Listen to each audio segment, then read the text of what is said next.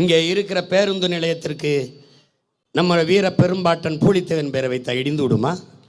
இல்லை அழகுமுத்துக்கோன் பேரை வைத்தால் இடிந்து விடுமா?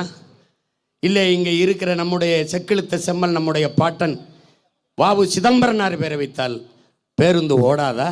இல்லை விடுதலை பாவலன் நம்முடைய பாட்டன் பாரதி பேரை வைத்தால் பேருந்தெல்லாம் நகராதா? வைக்க மாட்டார்கள். ஏன்? தமிழனுக்கு எந்த பெருமையும் எந்த அடையாளமும் இல்லாமல் ஒழிக்கணும்.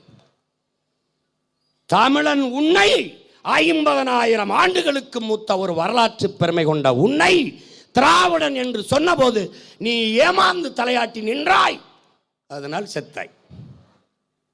என்ன அடையாளம் வச்சிருக்க நீ? உனக்கு என்ன இருக்கு சொல்லு, சொல்லு பார்ப்போம்.